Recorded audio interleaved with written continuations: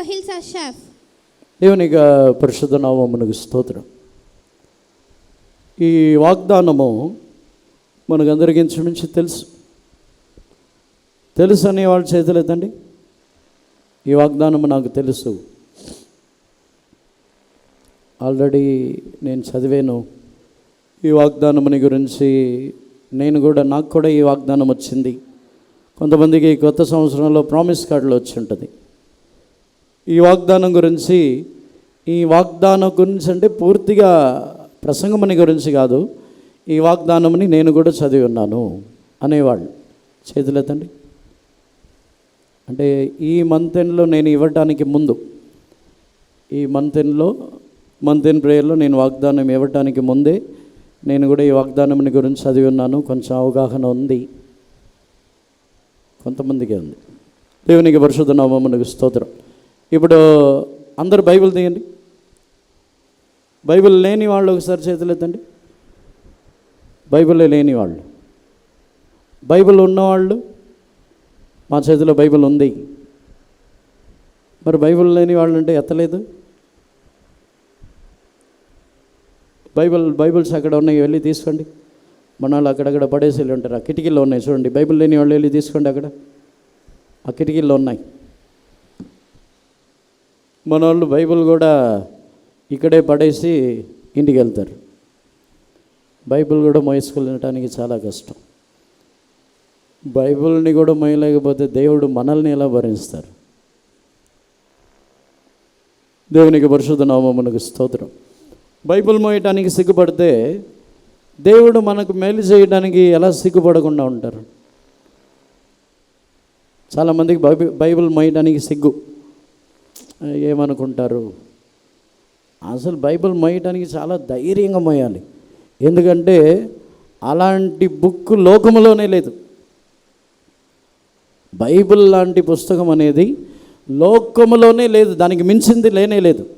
అంత గొప్ప బైబిల్ని మనం మోయిస్తున్నామని గర్వంగా మోయాలి. చాలామంది దానికి సిగ్గుపడుతున్నారు. దేనికి పనికిరాని ఫోన్ మోయడానికి గర్వం, బైబిల్ మోయడానికి సిగ్గా? దేవునికి పరిశుద్ధ నామమునకు స్తోత్రం. ఈ వాగ్దానముని గురించి ధ్యానించినప్పుడు, ఈ వాగ్దానము ఇశ్రాయేలు యాకోబుని గురించి చెప్పబడిన ఒక వాగ్దానము. దేవునికి పరిశుద్ధ నామమునకు స్తోత్రం. ఈ వాగ్దానముని గురించి వివరించడానికి ముందు, ఈ వాగ్దానం వచ్చి అందరికీ చెందినది కాదు. అందరికీ చెందినది కాదని చెప్పినట్లయితే, ఈ వాగ్దానం వచ్చి తమ్మును ఎవరైతే ఒక పురుగు వలె తమ్మును తగ్గించుకొనుచున్నారో దీనులకు మాత్రమే చెందిన వాగ్దానం ఇది. దేవునికి పరిశుద్ధ నామమునకు స్తోత్రం. మరలా చెప్పుచున్నాను, ఈ వాగ్దానం వచ్చి భూమిలో అనేక క్రైస్తవులు ఉన్నారు, సంఘములో కూడా అనేక జనులు ఉన్నారు. సంఘములో కూడా చిన్నవారు, పెద్దవారు, గొప్పవారు, దీనులు, దరిద్రులు, ధనవంతులు, తమ్మును గొప్పగా ఎంచుకొనుచున్నవారు, చాలా రకాలుగా ఎన్నో రకాలైన జనులు ఉన్నారు. ఈ వాగ్దానముని గురించి ధ్యానిస్తే, ఈ వాగ్దానం అందరికి చెందినది కాదు. ఈ వాగ్దానము అందరికీ క్రియ చేయదు, అందరి యొక్క జీవితంలోనూ క్రియ చేయదు. ఈ వాగ్దానము ప్రత్యేకముగా, ఈ వాగ్దానం వచ్చి ప్రత్యేకముగా కొందరి యొక్క జీవితంలో మాత్రమే క్రియ చేస్తుంది. ఆ కొందరు ఎవరంటే, తమ్మును మిక్కిలి చిన్నవారై, తమ్మును అందరికంటే హీనమైన వారై, అందరికంటే చివరి వారుగా, చెప్పాలంటే తమ్మును ఒక మనిషిగా కూడా కాకుండా తమ యొక్క జీవితంలో తమ్మును ఒక పురుగు వంటి వారై, తమ్మును తామే ఎవరైతే ఎంచుకొనుచున్నారో వారికి మాత్రమే ఈ వాగ్దానం సొంతం. ఎందుకంటే ఈ వాగ్దానమని చదవటానికి ముందు 14వ వాక్యమని చదివి చూసినట్లయితే, ఇదే యెషయా గ్రంథము 41వ అధ్యాయము 14వ వాక్యమని చదవండి. పురుగు వంటి యాకోబు, స్వల్ప జనమగు ఇశ్రాయేలు, భయపడకుడి, నేను నీకు సహాయం చేయుచున్నాను అని యెహోవా సెలవిచ్చుచున్నాడు. Fear not, thou warm Jacob, and ye men of Israel, I will help thee, saith the Lord, and thy Redeemer, the Holy One of Israel. పురుగు వంటి యాకోబు, స్వల్ప జనమగు ఇశ్రాయేలు. అందుకే నేను ముందే చెప్పి ఉన్నాను, అందరికీ చెందినది కాదు. ఇశ్రాయేల్ జనుల్లో కూడా దేవుడు అందరికీ ఈ వాగ్దానం ఇవ్వట్లేదు. స్వల్ప జనము, కొంతమందికి మాత్రమే ఈ వాగ్దానము సొంతముగా ఉంటుంది. ఆ కొంతమందిలో మనం ఉంటామా? కొంతమందికి మాత్రమే వాగ్దానం సొంతం. ఈ వాగ్దానం మాత్రం ఎన్నిసార్లు వాగ్దానములను ధ్యానించినప్పుడు అవి మన అందరికీ కూడా వాగ్దానము చేయబడిన కార్యము. కానీ ఈ వాగ్దానము స్వల్ప జనము, కొంతమందికి మాత్రమే ఉన్న వాగ్దానం. ఆ కొంతమందిలో మనము నిశ్చయముగా మార్చబడాలి. దేవునికి పరిశుద్ధ నామమునకు స్తోత్రం.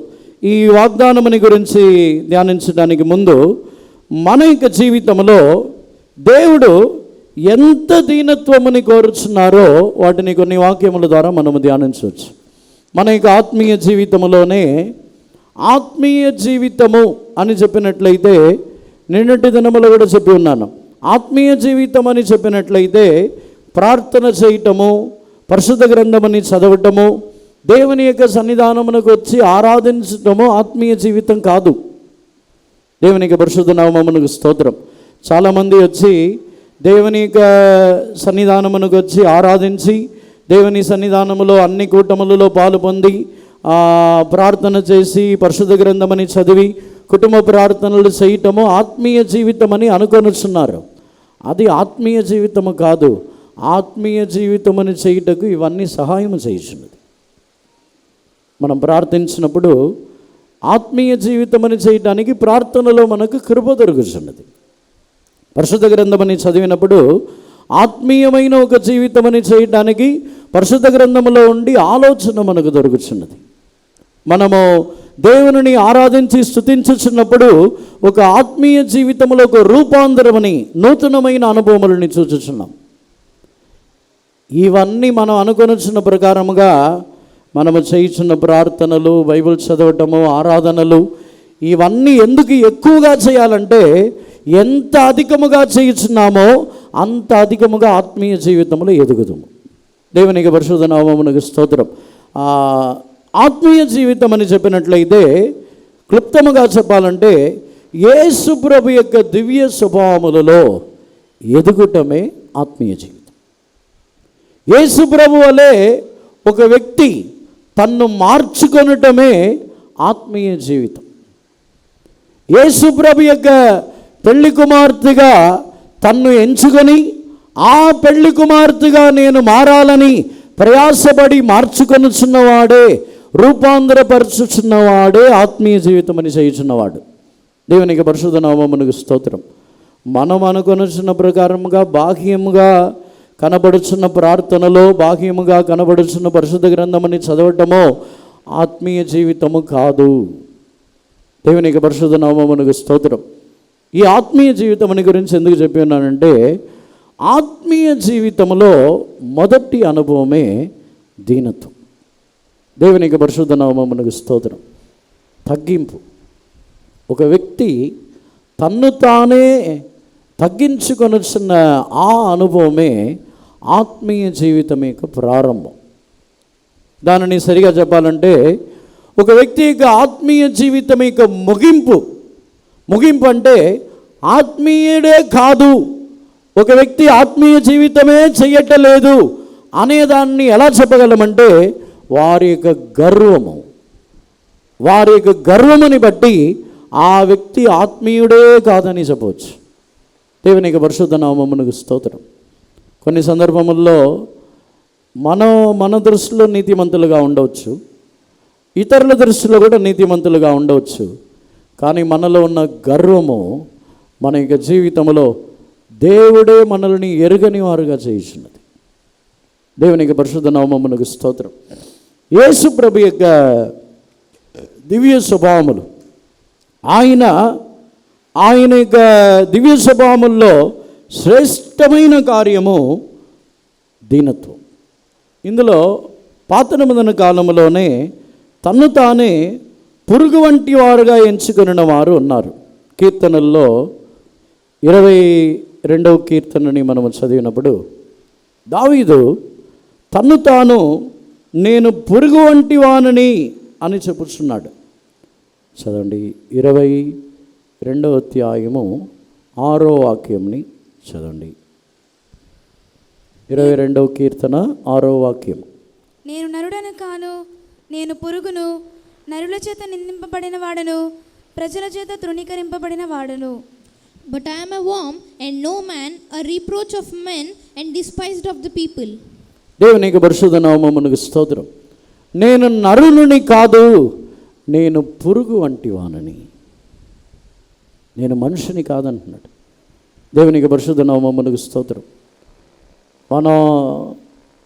మన యొక్క తగ్గింపు యొక్క విషయమునకు వచ్చినట్లయితే మనం వచ్చి సాధారణమైన మనిషినే అనే ఆలోచన కూడా మనకు లేదు.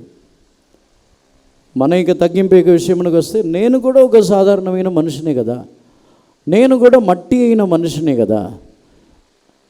కొన్ని సందర్భముల్లో కొందరి యొక్క స్థానం, కొందరికి కొన్ని స్థానం ఇచ్చిన వెంటనే మా వారి యొక్క ఊహలు వచ్చి ఆకాశం నుంచి ఏదో ఊడిపడినట్టు ఫీల్ అయిపోతారు.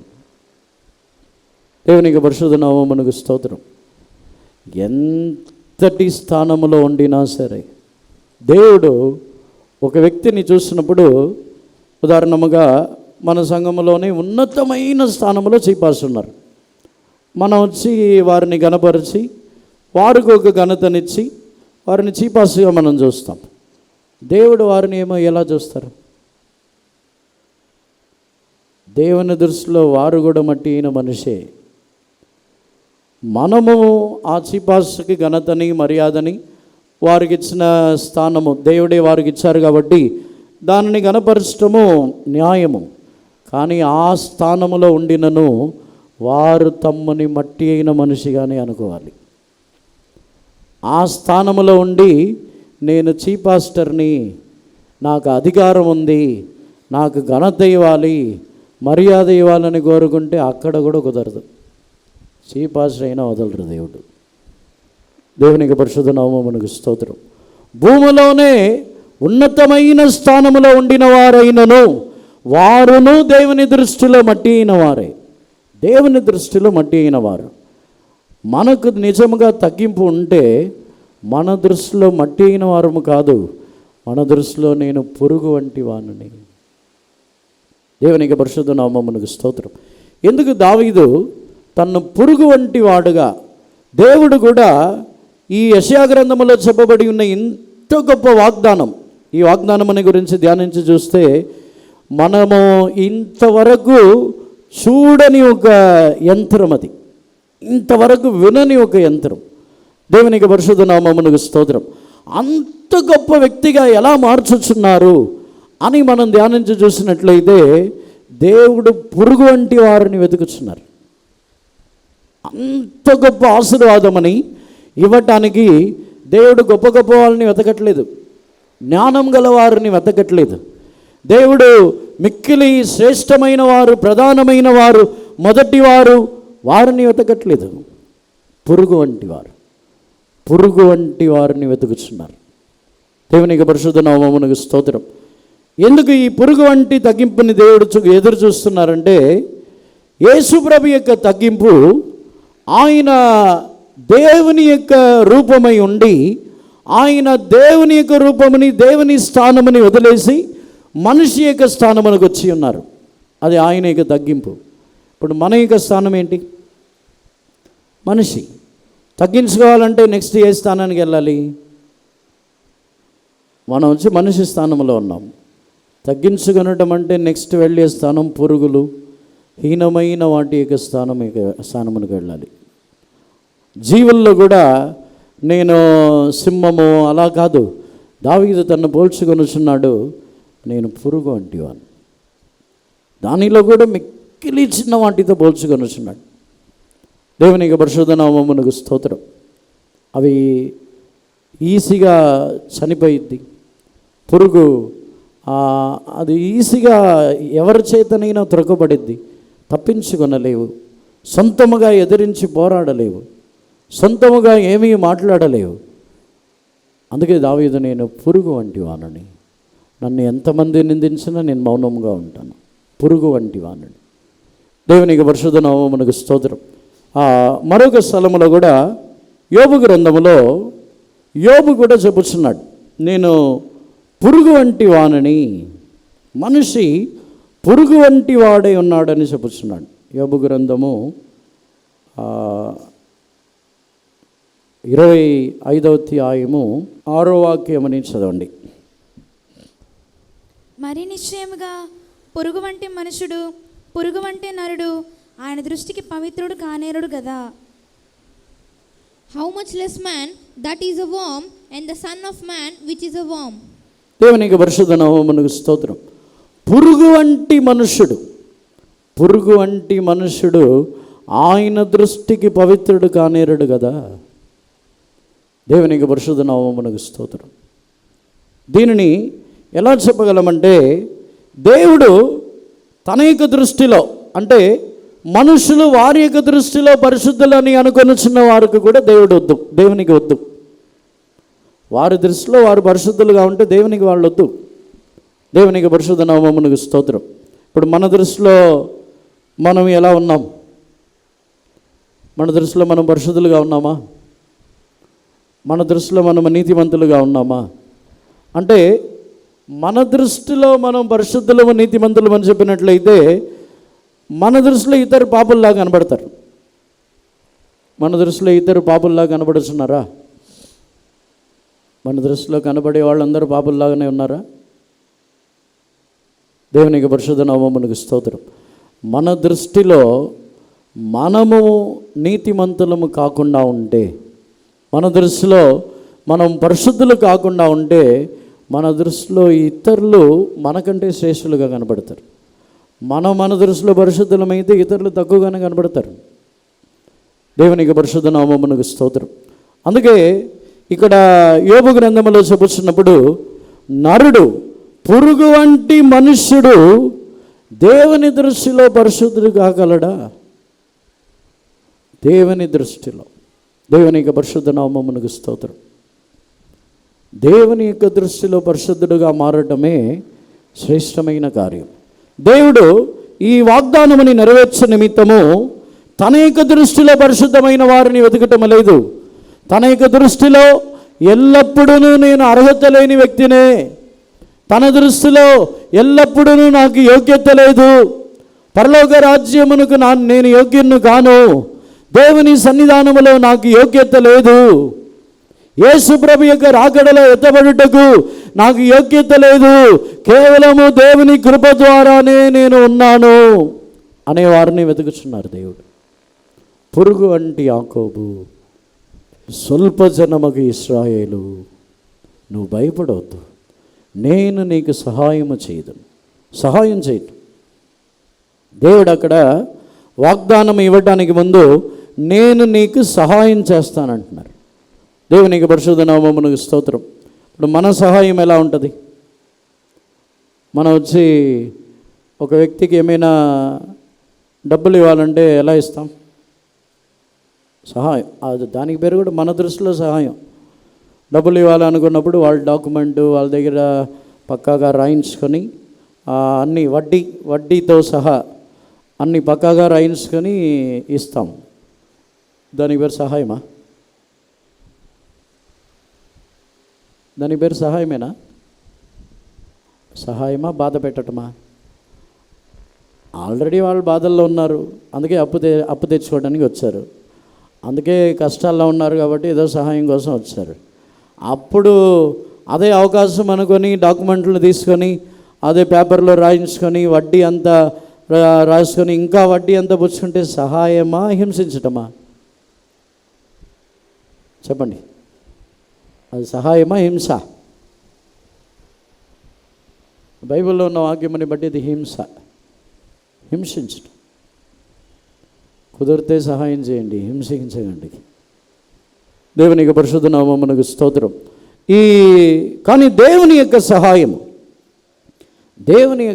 అని చూస్తే పురుగు వంటి వానిని ఎలా మారుస్తున్నారు చూడండి.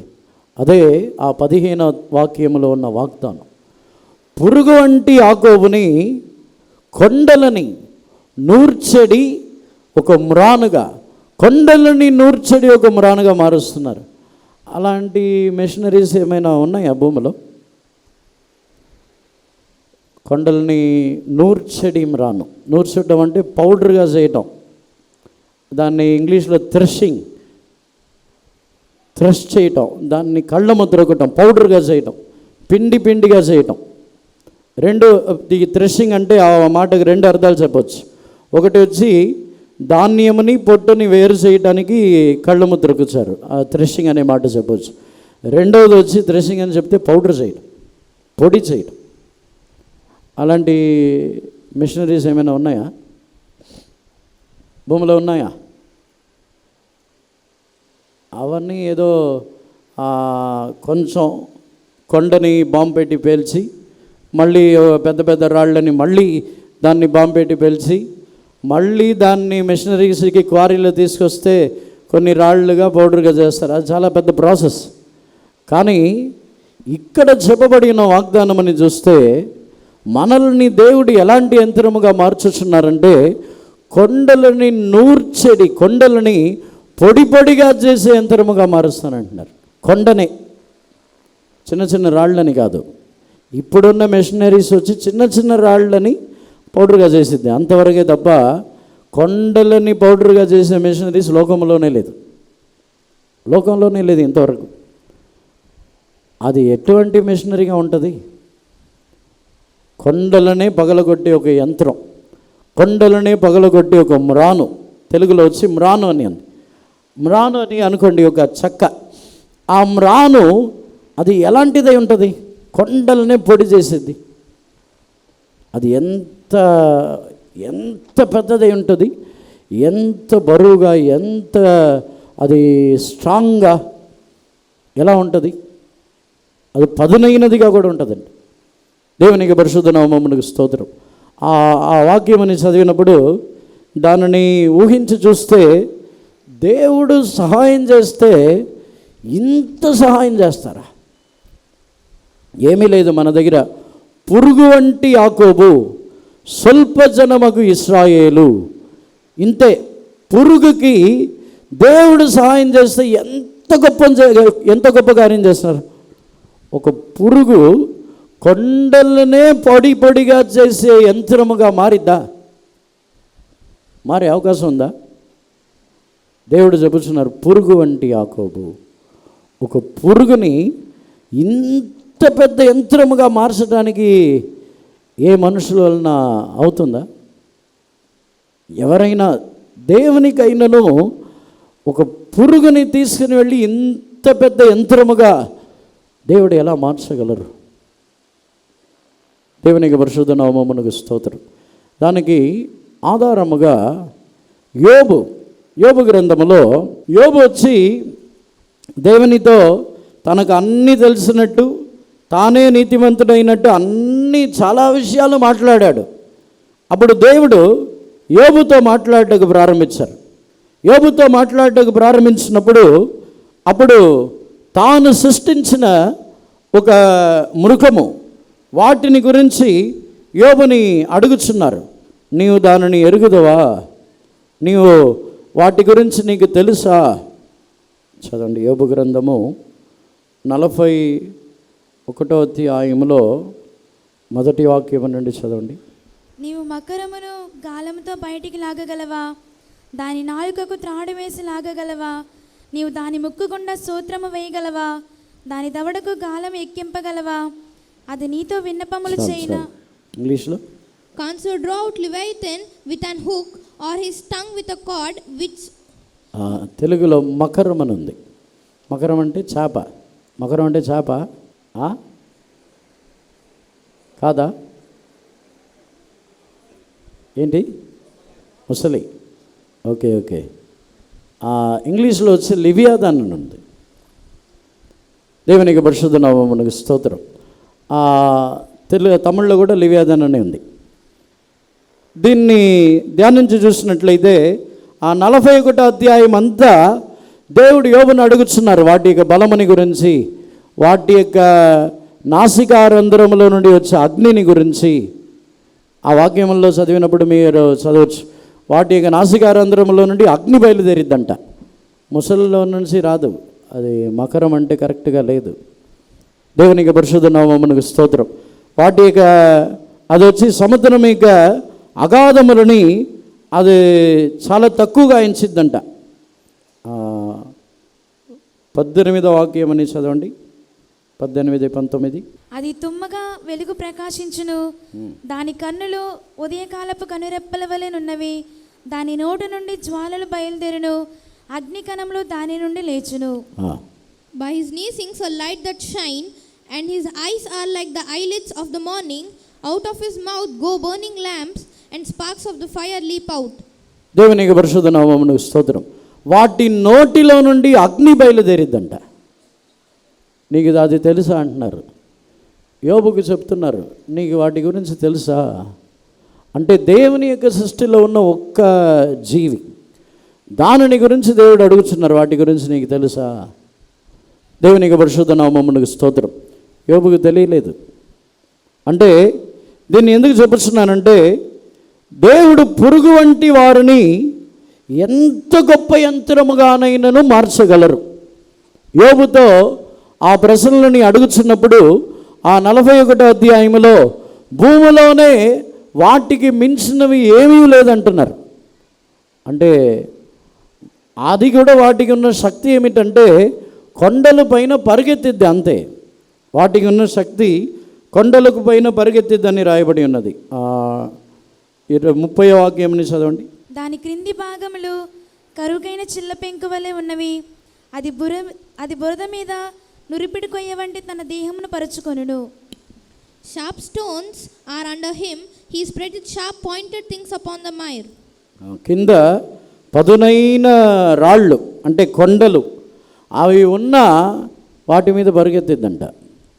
వాటి మీద కూడా నార్మల్గా ఉంటుందంట, అది అవి ఏమి చేయదంటుంది. దేవునికి పరిశుద్ధ నామమునకు స్తోత్రం. అంటే దేవుని యొక్క సృష్టిని గురించి ధ్యానించినప్పుడు దేవుడు మనల్ని ఎంతగా ఆయన పదునైన ఆయుధముగా, ఎంత కొండలని తుత్తునీయులుగా చేసి కొండలని కూడా పొడి పొడిగా చేయించిన ఒక ఆయుధముగా ఆయన మార్చుతున్నారు. అందుకే ముందుగా ఆ ఆయుధముగా, ఆ వాగ్దానము మనకు సొంతముగా మారవాలనంటే మనం దీనులుగా మార్చబడాలి. ఆ ఆయుధము, ఆ వాగ్దానముని బట్టి మనల్ని అటువంటి ఆయుధముగా దేవుడు మార్చాలని కోరుచున్నారు. ఆ ఆయుధముగా మారాలంటే మనము దీనులుగా మారాలి.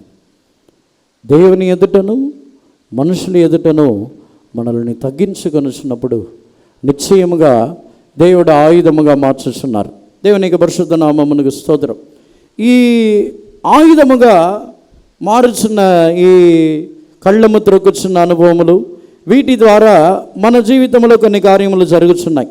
ఈ ఆయుధము ద్వారా కొన్ని కార్యములు జరుగుతున్నది, వాటిని గురించి ధ్యానించబోతున్నాం. మొట్టమొదటిగా యెషయా గ్రంథము 27వ అధ్యాయము 12వ వాక్యముని చదవండి. యెషయా గ్రంథము 27వ అధ్యాయము 12వ వాక్యము. ఆ దినమున యూఫ్రాటీసు నది ప్రవాహం మొదలుకొని ఐగుప్తు నది వరకు యెహోవా తన ధాన్యమును త్రొక్కును. ఇశ్రాయేలులారా, మీరు ఒకరినొకరు కలుసుకొని కూర్చబడుదురు. And it shall come to pass in that day that the Lord shall beat off from them the channel of the river unto the stream of Egypt, and ye shall be gathered one by one, O ye children of Israel. దేవునికి పరిశుద్ధ నామమునకు స్తోత్రం.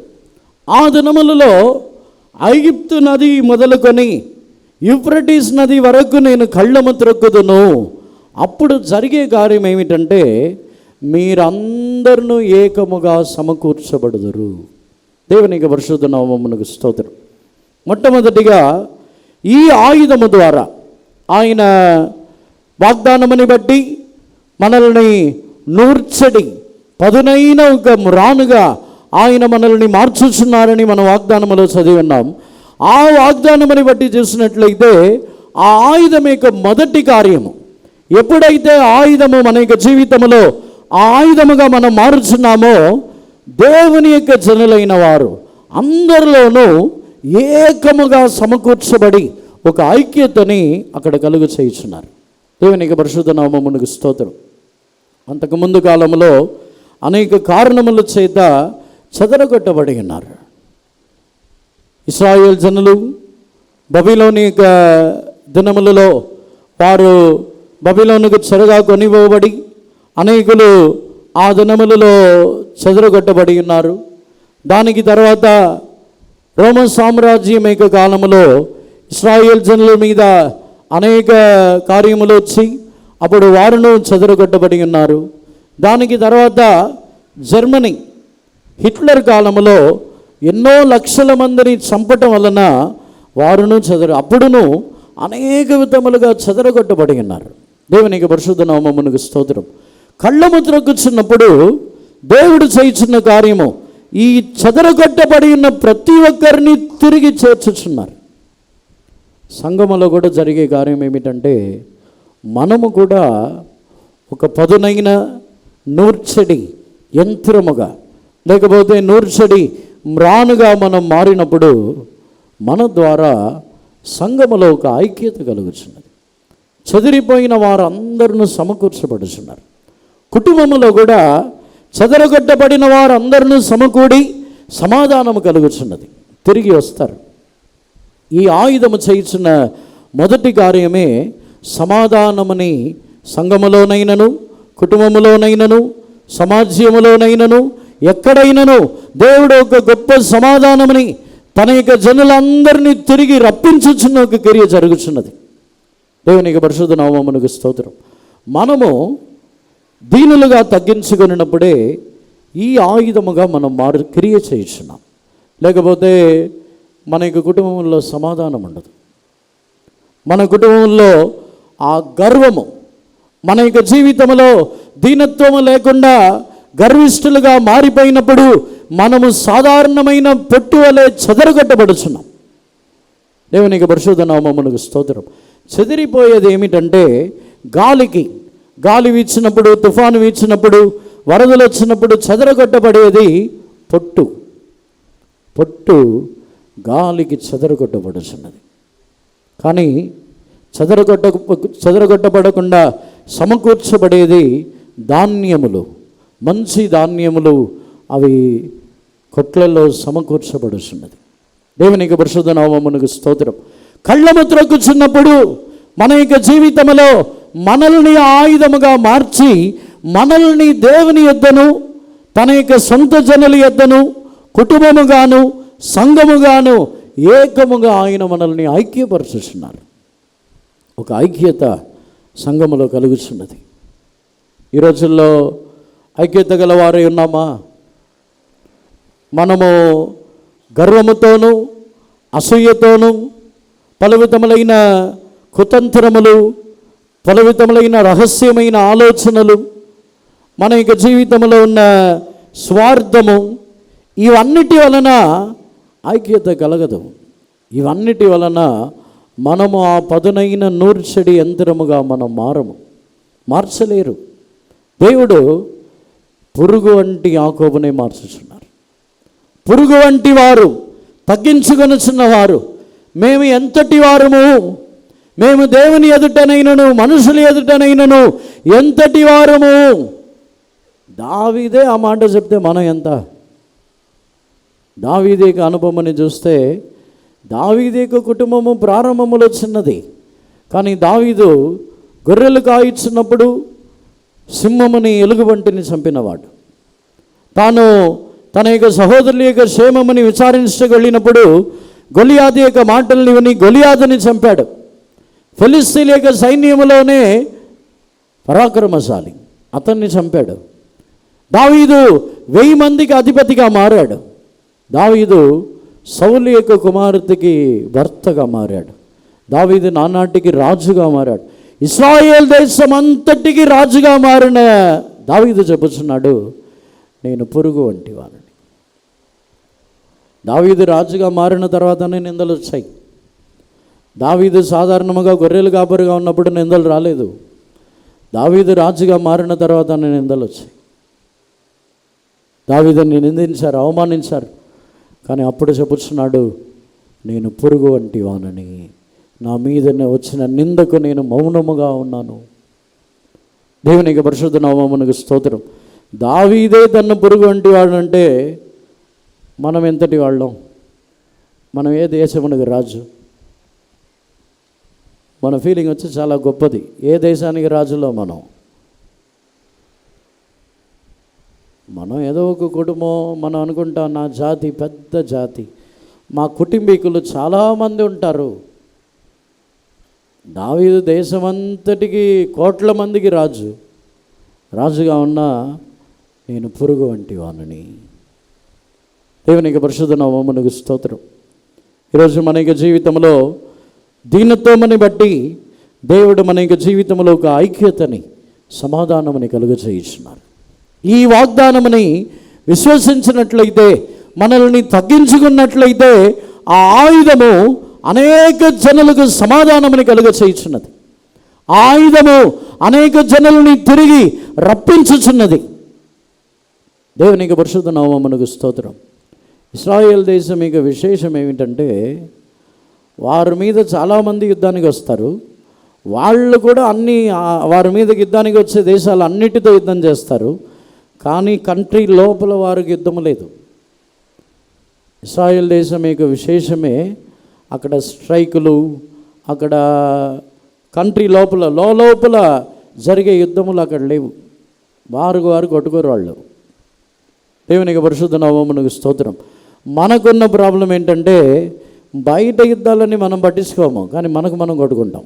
స్వార్థం, అసూయ, ఎవరిని చూసినా తట్టుకోలేము. ఎవరికైనా ఏమైనా ఇచ్చినా తట్టుకోలేము, ఎవరికైనా కొంచెం హెచ్చించినా తట్టుకోలేము, ఎవరినైనా దేవుడు ఆశీర్వదించి కొంచెం పైకి తీసుకొచ్చినా తట్టుకోలేము.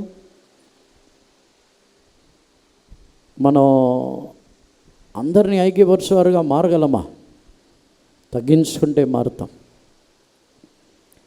చెప్పాలంటే మన యొక్క జీవితం యొక్క పరిస్థితిని చూస్తే మన ద్వారా ఇతరులు ఐక్యపడతారా అనేది అసాధ్యమైన కార్యం.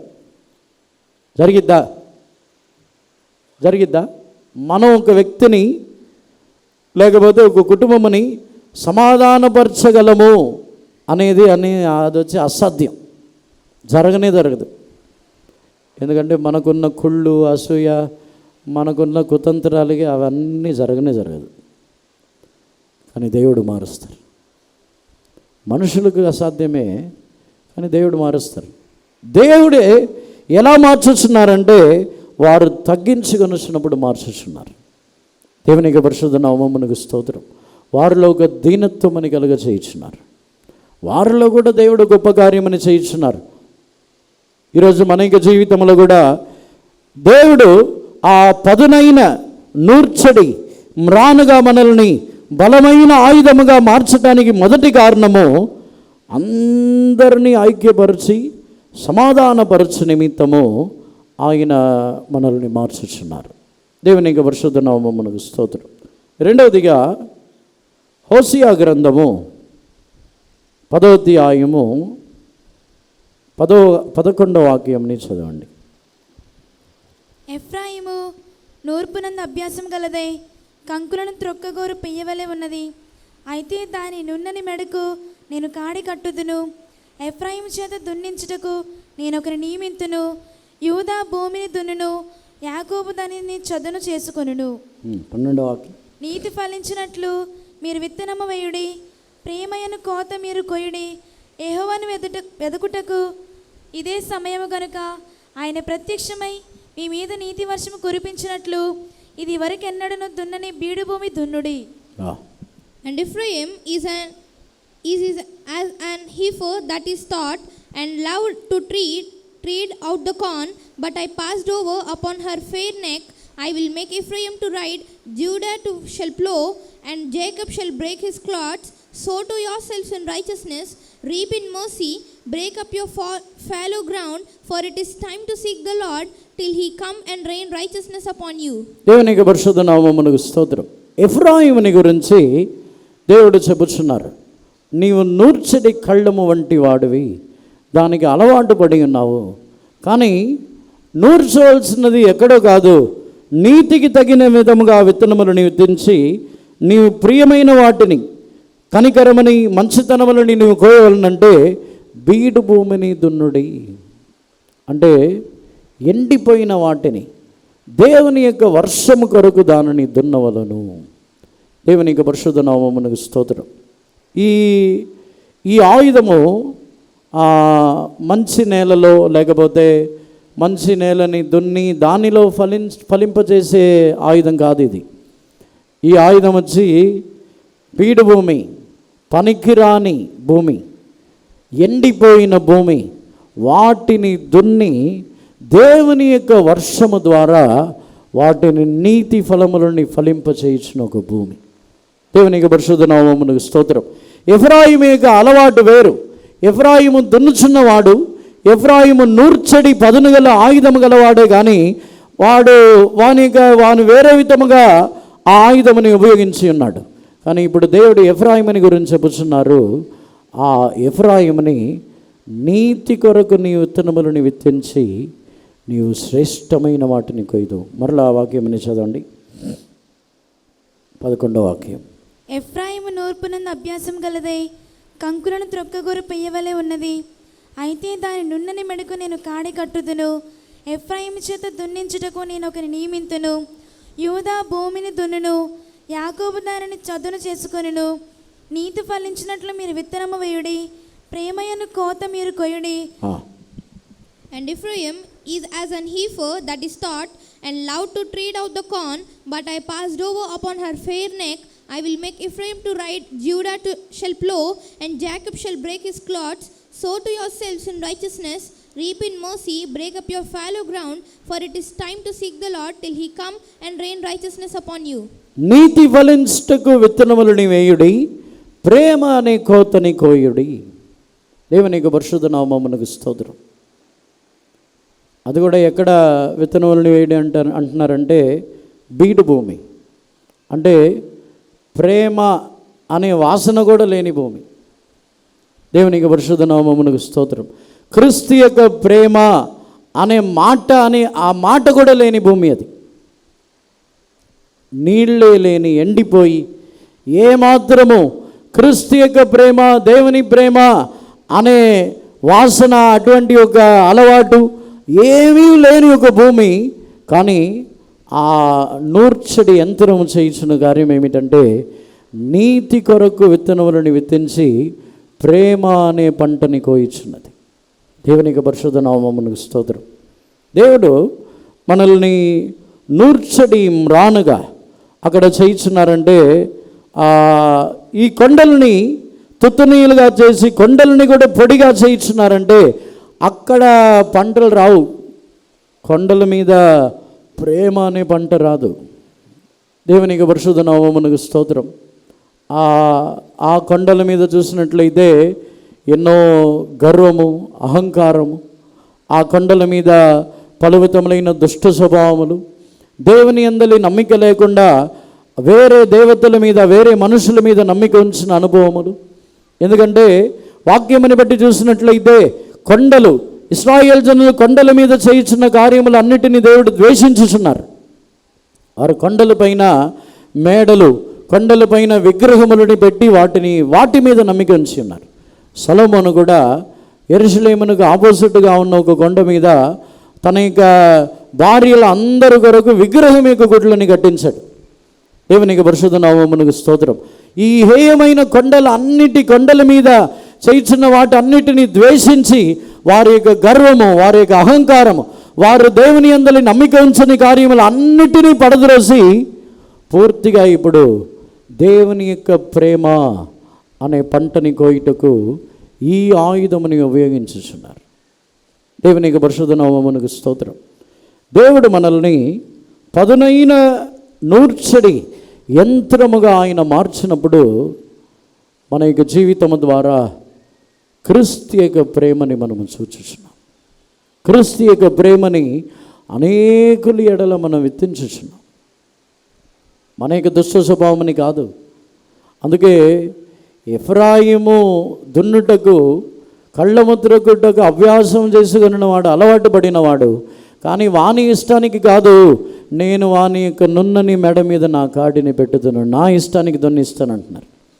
దేవునికి పరిశుద్ధ నామమునకు స్తోత్రం. మన యొక్క ఆత్మీయ జీవితంలో దేవుడు మనల్ని ఒక ఆయుధముగా మార్చినట్లయితే మనము క్రీస్తు యొక్క ప్రేమతో ఉండటం మాత్రమే కాదు, అనేకుల్ని క్రీస్తు యొక్క ప్రేమకు మన వారిని ఆకర్షించుచున్నాం. అనేకులని క్రీస్తు యొక్క ప్రేమ అనే ఫలముని ఫలించేవారుగా మనం మార్చుచున్నాము. ఆత్మఫలములో ప్రేమ మనం అనుకుంటాం, ఆత్మఫలములు 9 ఫలములు అనుకుంటాం కదా. 9 కాదు, చాలామంది 9 ఫలములు అనుకుంటారు. ఆత్మఫలం ఒకటే, ప్రేమ. ఆ ప్రేమ క్రింద ఉన్నది ఆ 8 కార్యాలు. ప్రేమ ఒకటే. దేవునికి పరిశుద్ధ నామమునకు స్తోత్రం. చాలామంది ఆత్మఫలములు 9 అంటారు. అక్కడ అలా రాయలేదు. సరిగా చదివి చూసినట్లయితే ఆత్మఫలములు ఏమనగా ప్రేమ, ప్రేమకు క్రిందే మిగతా అన్నీ ఉన్నాయి. దేవునికి పరిశుద్ధ నామమునకు స్తోత్రం. ఒక్కటే.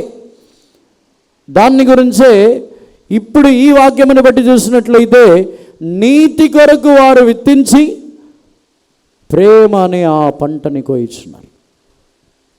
ఈరోజు మన యొక్క జీవితంలో నిజముగా మన యొక్క ఆత్మీయ జీవితంలో మనం తగ్గించుకున్నట్లయితే, మనము నేను పురుగు వంటి వానని అని ఎప్పుడైతే అనుకొనిచున్నామో, మేము స్వల్ప జనమై ఉన్నాము, మేము గొప్పవారము కాము, బాధతో కాదు దీనత్వముతో నిజముగా తగ్గించుకొనిచున్నప్పుడు మన యొక్క జీవితంలో మనల్ని అనేకులకు ప్రయోజనమైన వారుగా మార్చుచున్నారు. ప్రేమతో అనేకులకు క్రీస్తు యొక్క ప్రేమని చాటించేవారుగా మనల్ని మార్చుచున్నారు. క్రీస్తు ప్రేమని బయలుపరచుచున్న వారుగా మనం మారుచున్నాము. దేవునికి పరిశుద్ధ నామమునకు స్తోత్రం. అపోస్తలుడైన పౌలు యొక్క జీవితంలో కూడా తాను క్రీస్తుని ప్రేమించడం మాత్రమే కాకుండా ఆ అపోస్తలుడైన పౌలు అనేకుల్ని క్రీస్తు యొక్క ప్రేమ వైపు మళ్లించుచున్నాడు. క్రీస్తు యొక్క ప్రేమ నుండి నన్ను ఎడబాపు గలవాడు ఎవడు? ఇంకను అత్యధికముగా మేము ప్రేమించుచున్నాము. క్రీస్తు ప్రేమ మమ్మల్ని బలవంతము చేయుచున్నది. క్రీస్తు ప్రేమ మమ్మల్ని ఈలాగు నడిపించుచున్నది. మన యొక్క జీవితంలో ఆ పదునైన నూర్చడి ఆ మ్రాను మనల్ని క్రీస్తు యొక్క ప్రేమ అనే ఫలముని ఫలించేవారుగా మార్చుచున్నది. దేవునికి పరిశుద్ధ నామమునకు స్తోత్రం. ఆ ప్రేమ నిలకడగా ఉన్నది. కొరింథీయుల్లో 1 కొరింథీయులకు 13వ అధ్యాయంలో చదివినప్పుడు పూర్ణమైనది వచ్చినప్పుడు పూర్ణము కానిదన్నీ నిరర్థకమగుచున్నది. ఎప్పుడైతే ఆయుధము ద్వారా పూర్ణమైన ప్రేమ మన యొక్క జీవితంలో వచ్చుచున్నదో పూర్ణము కానిది అన్నీ నిరర్థకమగుచున్నది. పూర్ణము కాని మన యొక్క స్వభావములు, పూర్ణము కాని మన యొక్క జీవితము, క్రియలు, మాటలు అన్నీ నిరర్థముగా మారి క్రీస్తు యొక్క ప్రేమతో అన్నీ మారుచున్నది, స్థిరమైనదిగా మారుచున్నది. దేవునికి పరిశుద్ధ నామమునకు స్తోత్రం. ఆత్మీయ జీవితంలో ఈ ఆయుధము మన యొక్క జీవితంలో ప్రేమ అని చెప్పిన తక్కువైన విషయం కాదు. ప్రేమని గురించి కూడా ధ్యానించి చూసినట్లయితే విస్తారమైన జలములు, సముద్ర జలములు ఆర్పివేయజాలదంట. అంటే ఆ ప్రేమ ఎంత పెద్దది. భూమిలో ఉన్న సముద్ర జలములు అంతా కలిసి వచ్చి ఆ ప్రేమ మీద కుమ్మరిస్తే ఆ మంటని ఆర్పివేయడానికి కుదరదు. అలాగైతే ఆ ప్రేమ ఎంత పెద్దది. సాధారణంగా అడవుల్లో ఏమైనా మంటలు వచ్చినప్పుడు నీళ్ళు పోసి ఆపేస్తారు. ఏదో ఒక విధంగా కొన్ని రోజులు పోరాడి ఏదో విధంగా ఆపేస్తారు. కానీ ఈ ప్రేమని ఆర్పడానికి కుదరదంట. ఎన్ని విస్తారమైన జలములు, ఎంత నీళ్ళు, సముద్రమేక నీళ్ళంతా తీసుకొచ్చి పోసిన ప్రేమ ఆరదా. అయితే ప్రేమ ఎంత పెద్దది.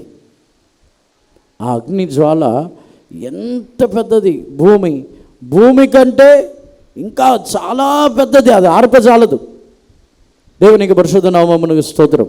అంటే ఈ మ్రాను, ఈ నూర్చడి మ్రాను ఎంత పెద్ద కార్యమని చేస్తున్నది చూడండి. దేవునికి పరిశుద్ధ నామమునకు స్తోత్రం. అక్కడ ఈ వాక్యములని బట్టి చూసినట్లయితే ఆ పదునైన ఆయుధము, ఆ యంత్రము అక్కడ వాటన్నిటిని నూర్చి అగ్నిగా మార్చుచున్నది. ఒక చోట్ల మనం చదువుతున్నాం, ఆయన యొక్క సన్నిధి ప్రకాశము ద్వారా కొండలు కరిగిపోయిద్దంట. ఆయన యొక్క సన్నిధి ప్రకాశము ద్వారా కొండలు కరిగిపోవచ్చున్నది. కీర్తనలు 97:5. యెహోవా సన్నిధిని, సర్వలోకనాథుని సన్నిధిని పర్వతములు మైన వలె కరుగుచున్నవి. దేవునికి పరిశుద్ధ నామమునకు స్తోత్రం. యెహోవా సన్నిధిని పర్వతములు మైల వలె కరిగిపోవచ్చున్నదంట. అంటే అదే ఈ ప్రేమ అనే అగ్ని జ్వాల. యెహోవా సన్నిధి పర్వతములని కూడా నూర్చడి ఆయుధము, మ్రాను అని తెలుగులో రాయబడి ఉన్నదంటే నేను అనుకుంటున్నాను అది అగ్నితో ఉండవచ్చు. అది మిక్కిలి భయంకరమైన అగ్నితో ఉండవచ్చు. ఎందుకంటే ఆయన సన్నిధానములో కొండలు కరిగిపోవచ్చున్నది, కరిగిపోయిందంట. రాళ్ళు కూడా కరిగిపోయే అంత ఉష్ణము, రాళ్ళు కూడా కరిగిపోయే అంత అగ్ని అంటే అది ఎంత పెద్ద అగ్ని. దేవునికి పరిశుద్ధ నామమునకు స్తోత్రం.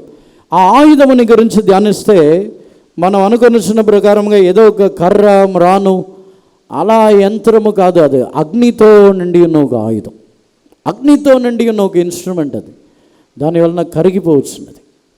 దేవునికి పరిశుద్ధ నామమునకు స్తోత్రం.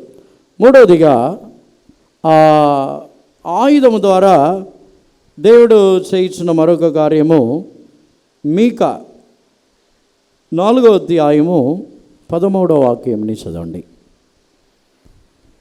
సియోను కుమారి, నీ శృంగం ఇనుపదిగాను, నీ డెక్కలు ఇత్తడివిగాను నేను చేయుచున్నాను. లేచి కళ్ళము త్రొక్కుము, అనేక జనములను నీ వనకు త్రొక్కుదువు. వారికి దొరికిన లాభమును నేను యెహోవాకు ప్రతిష్ఠించుదును, వారి ఆస్తిని సర్వలోకనాథునికి ప్రతిష్ఠించుదును.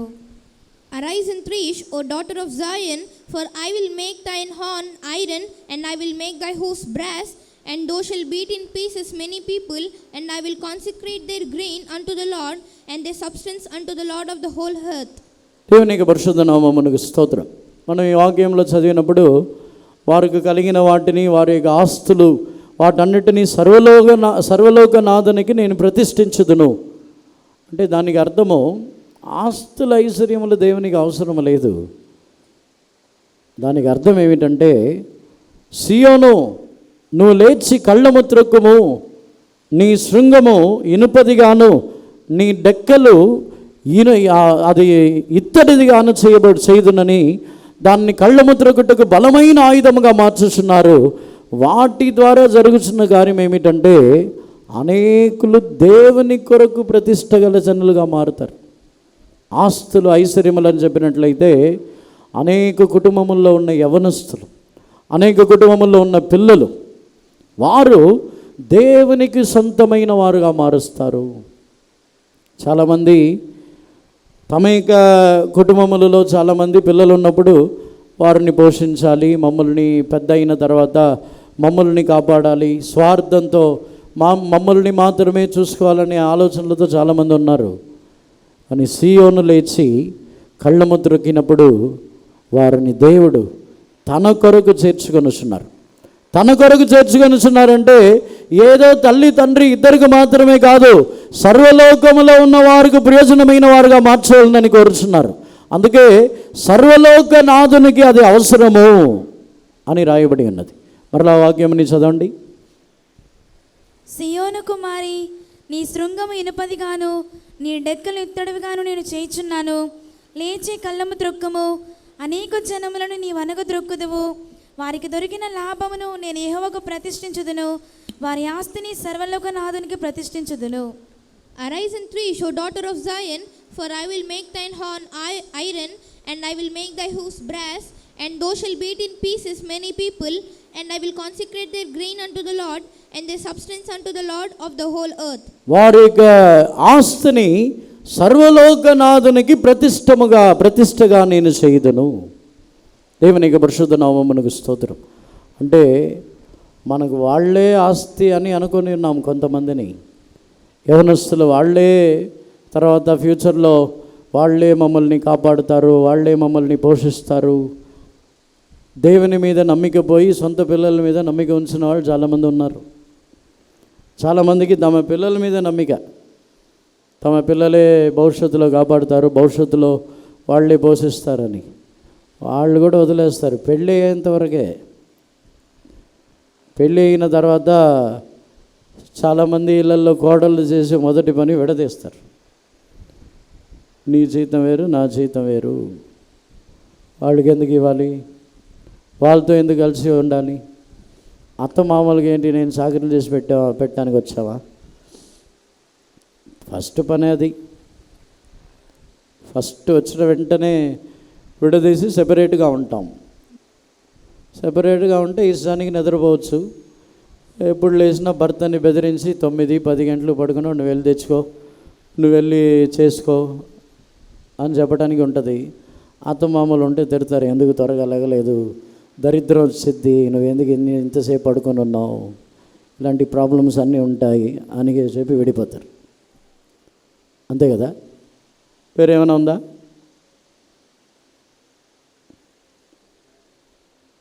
దేవునికి పరిశుద్ధ నామమునకు స్తోత్రం. మన జీవితంలో పిల్లల మీద నమ్మిక ఉంచొద్దు. వచ్చి ఎందుకు జరుగుతున్నదంటే, ఎందుకు చెప్పుతున్నానంటే, చాలామంది తమ యొక్క పిల్లలు వారికి ఉద్యోగం వస్తే పోషిస్తారనుకుంటున్నారా? ఏదో కొంతమంది నిజంగా దేవుని ప్రేమతో, కొంచెం దేవుని భయంతో ఉన్నవాళ్ళు పోషిస్తారు. లేదంటే అవన్నీ జరగదు. కుదిరితే మీ దగ్గర నుంచే తీసుకుంటారు కానీ వాళ్ళు ఏం పోషించరు. జరిగిద్దా? వాక్య ప్రకారంగా కూడా జరగదు. యేసు ప్రభు చెప్పిన వాక్యమని బట్టి కూడా ఇప్పుడు అంత్యదినముల్లో ఉన్న పరిస్థితి ఏమిటంటే, తల్లిదండ్రులకు విరోధముగా సొంత పిల్లలే లేస్తారు, తల్లిదండ్రులకు విరోధముగా వారే గిరి చేస్తారు. అందుకని ఏ పిల్లల్ని నమ్మొద్దు, పిల్లలు కూడా తల్లిదండ్రులని కూడా నమ్మొద్దు. వాళ్ళు మనల్ని కాపాడుతారని నమ్మొద్దు. దేవుని యందలి నమ్మిక ఉంచండి. దేవునికి పరిశుద్ధ నామమునకు స్తోత్రం. మన జీవితంలో కళ్ళ ముద్ర కూర్చున్నప్పుడు, అంటే దేవుడు మనల్ని నూర్చడి అటువంటి ఒక పదునైన ఆయుధముగా ఆ కొండలని పగలగొట్టి వాటిని గాలికి ఎగరగొట్టే ఆయుధముగా మనల్ని మార్చినప్పుడు, మన యొక్క జీవితంలో దేవుడు చేయించిన కార్యము, ఆయన కొరకు కొందరిని చేర్చుకొనుచున్నారు. జనులని కళ్ళము త్రొక్కు అంటున్నారు. అక్కడ సీయోను కుమార్తెని గురించి రాయబడినప్పుడు జనులని కళ్ళము త్రొక్కు, నేలని భూమిని కాదు అక్కడ చెప్పేది. అక్కడ ఆస్తులని నేను ప్రతిష్ఠించుకుందునని చెప్పినప్పుడు భూమిని కళ్ళము త్రొక్కమని చెప్పట్లేదు, లేకపోతే ధాన్యములని కళ్ళము త్రొక్కమని చెప్పట్లేదు. అక్కడ చెప్పినది జనులని కళ్ళము త్రొక్కు. అందులో నుంచి నా కొరకు నేను ప్రతిష్ఠించుకుంటాను. దేవునికి పరిశుద్ధ నామమునకు స్తోత్రం. మనల్ని ఒక పదునైన ఆయుధముగా దేవుడు మార్చినప్పుడు, దేవుడు మనల్ని నూర్చడి ఒక ఆయుధముగా మార్చినప్పుడు, దేవుని కొరకు ప్రతిష్ఠించుకొనుచున్న వారు చేర్చబడతారు. వారిని దేవుడు తీసుకొస్తారు. దేవుని కొరకు ప్రతిష్ట గల జనులని ఆయన చేర్చుకుంటారు. ఈ రోజుల్లో చాలామంది తమ యొక్క సొంత పిల్లల్ని సేవకు పంపించాలంటే చాలామందికి కష్టం. కానీ సేవకుల మీద నేరం అవ్వాలంటే చాలా ఈజీ. మన పిల్లల్ని పంపించండి. దేవునికి పరిశుద్ధ నామమునకు స్తోత్రం. చాలామంది దాన్ని ఏదో తక్కువగా అనుకుంటున్నారు. ఏదో ఉద్యోగాలు చేసి పోషిస్తే గొప్ప కార్యం అనుకుంటున్నారా? దేవుని కొరకు, ఉన్నతమైన దేవుని కొరకు సేవ చేయటం కంటే గొప్ప ఉద్యోగం ఏమీ లేదు. దేవునికి పరిశుద్ధ నామమునకు స్తోత్రం. అది వచ్చి కొంతమంది పెళ్ళి అయిన తర్వాత అడిగితే చెప్తారు, మేము కూడా సేవకు వచ్చి ఉంటే బాగుండేది. పెళ్ళి అవ్వటానికి ముందు చెప్పరు, పెళ్ళి అయిన తర్వాత చెప్తారు, మేము కూడా సేవకు వచ్చి ఉంటే బాగుండేది. దేవునికి పరిశుద్ధ నామమునకు స్తోత్రం. మీరు కూడా సేవకు వస్తే బాగుండేది అనుకునే వాళ్ళు మీ పిల్లల్ని సేవకు పంపేయండి. వాళ్ళని అలా ఆ భక్తిలో పెంచండి. వాళ్ళని కూడా క్రీస్తు యొక్క ప్రేమలో పెంచండి. దేవునికి పరిశుద్ధ నామమునకు స్తోత్రం. వారిని కూడా దీనులుగా, తగ్గింపు గలవారుగా పెంచండి. ఇందులో ఉన్న రహస్యం ఏమిటంటే, దేవుడు సేవ కొరకు కూడా ఎవరిని ఏర్పరచుకుంటారంటే గర్విష్ఠుల్ని ఏర్పరచుకోరు. నాకు అన్నీ తెలుసు, నాకు అన్ని ఉపదేశములు తెలుసు, నేను అందరికంటే మంచి వ్యక్తిని, నీతిమంతుడిని, మంచి అర్హత కలిగిన వ్యక్తిని అనుకుంటే వాళ్ళు వద్దు దేవునికి. దేవుడు కొరింథీయులకు రాసిన పత్రికలో రాయబడి ఉన్న ప్రకారముగా ఆయన బలహీనులను ఏర్పరచుకుంటారు, బుద్ధిహీనులను ఏర్పరచుకుంటారు, తృణీకరించబడిన వారిని ఏర్పరచుకుంటారు, ఎన్నిక లేని వారిని ఏర్పరచుకుంటారు.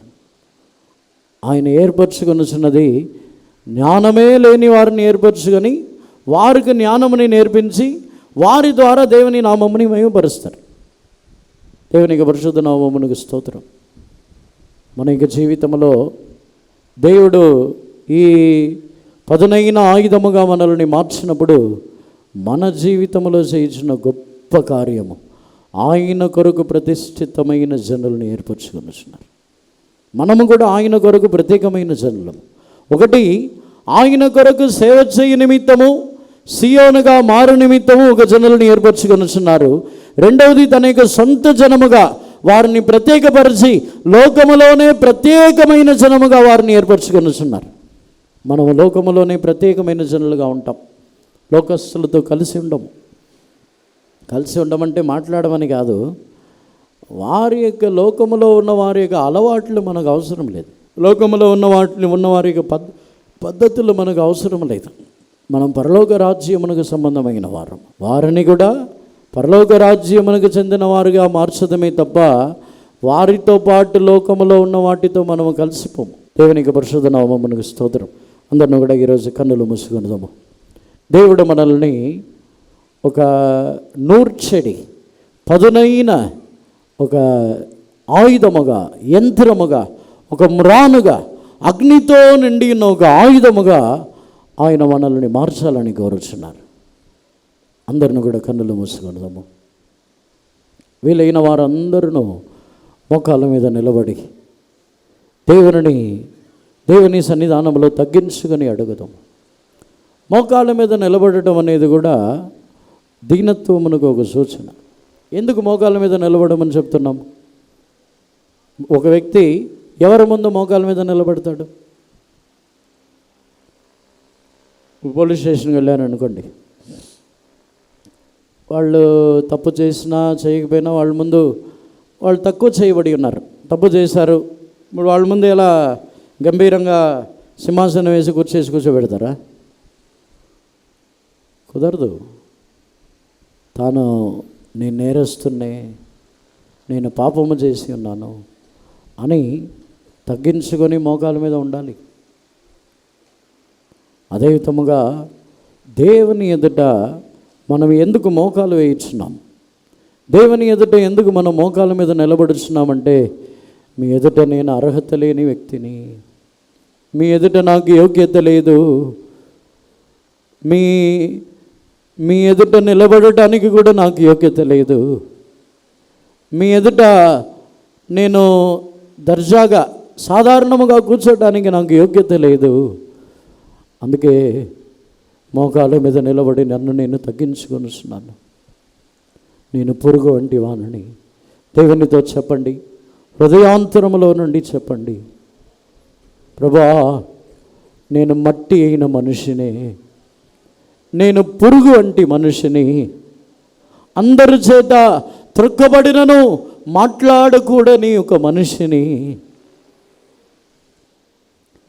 నిజముగా దీనులుగా మనం ఉన్నట్లయితే ఎవరు మనల్ని నిందించినా మనం మాట్లాడము, ఎవరు మనల్ని దూషించినా మనం మాట్లాడము, ఎవరు మనల్ని పర్యాసం చేసినా మనం మాట్లాడము, ఎవరు మనల్ని హీనముగా మాట్లాడినా మాట్లాడము. ఎందుకంటే మనల్ని గురించి మనం అనుకోవటమే నేను పురుగు వంటి వానని. పురుగు మాట్లాడిద్దా? పురుగు అక్కడ ఏమైనా చేసిద్దా? అది త్రొక్కబడి నలిగిపోయి ఎంత జరిగినా మౌనముగానే ఉంటుంది. అందుకే దావీదు చెప్పుచున్నాడు, నేను పురుగు వంటి వానని. ప్రభా, నిందలొచ్చినను నేను మాట్లాడకూడని మౌనముగా ఉన్నవానని. అధికారం లేక కాదు, దావీదుకు అన్ని అధికారం ఉంది. దావీదుకు బలం లేక కాదు, గొలియాతునే చంపేయగలడు. తనకు విరోధముగా ఎవరు మాట్లాడినా చంపేయడానికి దావీదుకి శక్తి ఉంది. సింహముని ఎలుగుబంటినే చంపినవాడు. దావీదుకు విరోధంగా ఎవరు నిలబడలేరు. కానీ దావీదుని నిందించినప్పుడు ఇంత శూరుడు, రాజు, సింహాసనంలో ఉన్నాడు, ఒక్క మాట చెప్తే యోవాబు, సైన్యాధిపతి, సైనికులు అందరూ రెడీగా ఉన్నారు. ఒక్క మాట చెప్తే చాలు, తను నిందించిన వారు ఆ రోజే చచ్చిపోతారు. కానీ నేను పురుగు వంటి వానని, నన్ను నిందించినను నేను మౌనముగా ఉందును. ఈరోజు మనము కూడా చెప్పుదాము, నేను కూడా పురుగు వంటి వాననే. మీ ఎదుట నేను పురుగు వంటి మనిషిని, నేను పురుగు వంటి వానని. యాకోబు తన్ను తగ్గించుకొనినప్పుడు, పురుగు వంటి యాకోబు, నిన్ను నేను నూర్చడి పదునైన మ్రానుగా నేను మార్చుదును. కొండలని, పర్వతములని తుత్తునీలుగా చేసి గాలికి వాటిని ఎగరగొట్టేటట్టు చేయలేమని చెప్పుచున్నారు. ఈరోజు మనల్ని ఆ వాగ్దానముని బట్టి ఆయుధముగా మార్చవాలని కోరుచున్నారు. యేసు ప్రభు యొక్క పాదం మీద పూర్తిగా మనల్ని తగ్గించుకొనుదాము. పాదము క్రింద ఉండటం అంటే పురుగే కింద ఉంటుంది. పాదముకు క్రింద పురుగు కిందే ఉంటుంది. ఈరోజు మనము కూడా అలాగే తగ్గించుకుందాం. యేసు ప్రభు యొక్క పాదము క్రింద తగ్గించుకుందాము. నేను పురుగు వంటి వానని. హల్లెలూయా, హల్లెలూయా. దేవా, మన దృష్టికి పురుగు వంటి వారము, దేవుని దృష్టికి చూస్తే మట్టి అయిన వారమని చెప్పుచున్నారు. కానీ దేవుని దృష్టిని బట్టి చూస్తే ఒక ఇసుక రేణు కంటే తక్కువైన వాళ్ళు. పురుగు కూడా కాదు.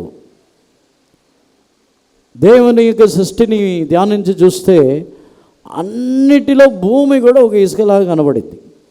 యూనివర్స్ మొత్తం చూస్తే భూమి కూడా ఒక ఇసుక వంటిది. ఆ భూమిలో మనం ఒక మనిషి అయితే మనం ఎంతటి వారం, ఎంత కనబడని, మైక్రోస్కోప్లో చూసినా కనబడని వాళ్ళు, అంత చిన్నవారము దేవుని దృష్టిలో. మట్టి అయిన వారంటే మనం ఏదో పెద్ద మట్టి అనుకొనిస్తున్నాము. కాదు, దేవుని దృష్టిలో మనం మైక్రోస్కోపు ఎన్ని స్కోపులు పెట్టి చూసినా కనబడని మనుషులం. మనల్ని తగ్గించుకుందాం. అవును ప్రభువా, నేను పురుగు వంటి వానిని, మిక్కిలిహీనమైన వ్యక్తిని, నేను ఎన్నిక లేని వ్యక్తినయ్యా, నేను ప్రయోజనము లేని వ్యక్తినయ్యా, నేను ఎంత మాత్రమును జ్ఞానము లేని వ్యక్తినయ్యా, నేను బలహీనుడయ్యా. నిశ్చయముగా తగ్గించుకున్నప్పుడే ఆయన మనల్ని బలమైన ఆయుధముగా మార్చుతున్నారు. ఈరోజు తగ్గించుకొని తిరిగి వెళదాము. ఆయన మన ద్వారా గొప్ప కార్యములను చేయాలని కోరుచున్నారు.